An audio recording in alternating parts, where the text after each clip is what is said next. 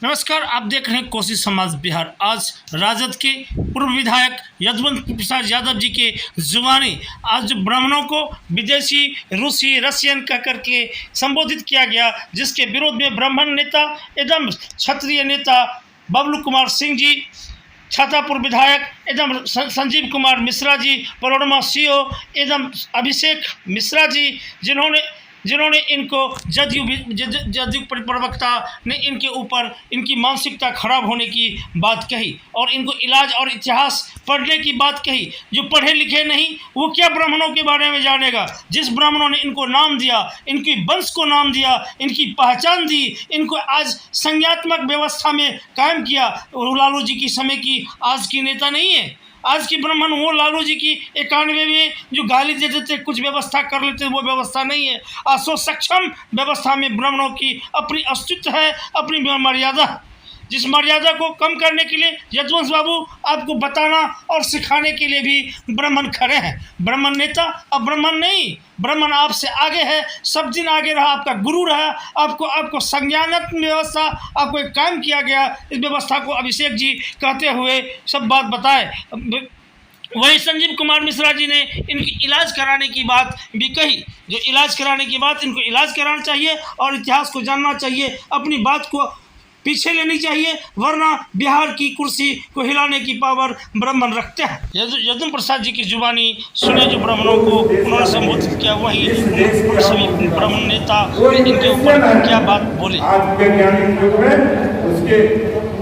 उसके डीएनए का टेस्ट हुआ, एक भी ब्राह्मण इस देश का नहीं है, उसका डीएनए जब टेस्ट हुआ है तो ये यूरेशियन उनका है, जो नशा है रशियन उनका ये लोग है। यहाँ से आ करके हम लोगों को आपस में बुला करके लड़ा करके झगड़ा करके आप ये शासन सत्ता करने का काम कर रहा है और हम लोग रहने का काम कर रहे हैं। इसलिए जैसे वहाँ से उसको भगाया गया, इसके आतंक से उसी तरह यहाँ से हम लोगों को भी यहाँ से उसको भगाना होगा। ऐसे घटिया बयान देने वाले नेताओं को शायद ये मालूम नहीं है कि द्वापर में यदुवंश के शिरोमणि हमारे आराध्य भगवान श्री कृष्ण के गुरु कौन थे? गुरु संदीपनी मुनि और महर्षि परशुराम कहां से आए थे? रूस से आए थे या किसी अन्य देश से आए थे? किस युग में ब्राह्मण नहीं रहे हैं? आप त्रेता की बात करिए, द्वापर की बात करिए, सतयुग की बात करिए, नाम ले तो सुबह से शाम हो जाएगी। लेकिन ऐसी घटिया बयानबाजी सिर्फ इसलिए होती है ताकि मीडिया की टीआरपी में बने रह सके। ऐसे लोगों पर पार्टी को अविलंब कार्रवाई करनी चाहिए।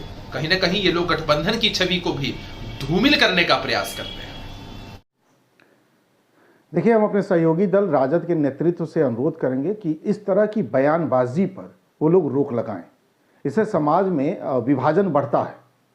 और एक और अनुरोध कि भाई, हम कांग्रेस के लोग तैयार हैं, सभी राजनीतिक दलों में इस तरह के कुपड़ नेता हैं जो इस तरह की बयानबाजी कर रहे हैं, तो उन्हें हम अपनी तरफ से रामधारी सिंह दिनकर जी, जो बिहार के ही रहने वाले थे, उनकी लिखी किताब संस्कृति के 4 अध्याय गिफ्ट करना चाहते हैं कि कम से कम कुछ पढ़े लिखों की तरह बात तो करें। किताब पढ़ेंगे तो जानकारी के साथ वो लोग बोलेंगे, तो इतनी फजीहत नहीं होगी। तो राजद नेता यदुवंश कुमार यादव ने ब्राह्मणों को बाहरी बताया है, क्या कुछ कहेंगे? देखिए, मैं आपको बता दूं और आपके माध्यम से यदुवंश यादव जी को बताना चाह रहा हूं और उसके जो शीर्ष नेता है उन तक मैं मैसेज पहुंचाना चाह रहा हूं कि एक तरफ आप A to Z पार्टी की बात कर रहे हैं, दूसरी तरफ आपके पार्टी के कुछ ऐसे नेता हैं जिनको आप जगह नहीं दे पा रहे हैं या उनकी स्थिति, मानसिक स्थिति अच्छी नहीं है और उल्टा पुल्टा बयानबाजी कर रहे हैं। वो चाह रहे हैं कि इस तरह का हम बयानबाजी करके अपना पार्टी में जगह बनाए। ये बिल्कुल ठीक नहीं है। तो मैं आपके माध्यम से यदुवंश यादव जी को ये बताना चाहूँगा कि आप चूंकि पिछले बार चुनाव हार गए थे, तो आपकी मानसिक स्थिति काफ़ी टाइम से अच्छी नहीं चल रही है।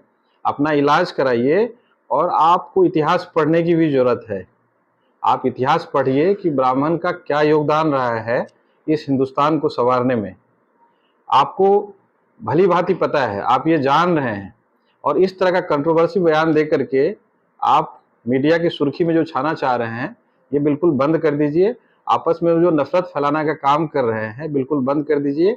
यहाँ सभी जाति धर्म के लोग मिलजुल करके आपस में अच्छा सबका मिलना जुलना है, अच्छे तरीके से रह रहे हैं। इस तरह का स्टेटमेंट आप वापस लीजिए।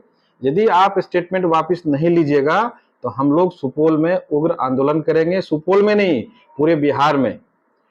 और माफीनामा भी लीजिए आप, नहीं तो आपके ऊपर हम लोग केस करेंगे और इस मुद्दा को लेकर के पटना तक जाएंगे, आपके नेता तक।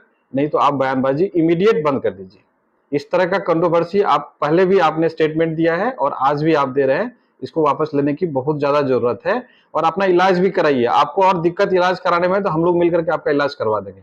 गठबंधन के नेताओं में होड़ लगी हुई है कि कौन सबसे ज्यादा विवादित बयान दे सकता है, उसी के तहत इस तरह का बयान दिया है। मुझे लगता है कि इनकी मानसिक स्थिति ठीक नहीं है।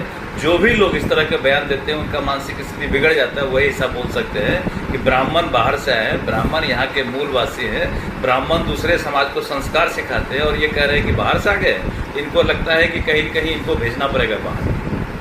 हम तो पहले भी एक दो जगह बोले हैं कि जो लोग हम समझते हैं कि जो राजद के सलाहकार हैं मनोज झा जी, इनसे पूछना चाहिए इस सवाल का जवाब।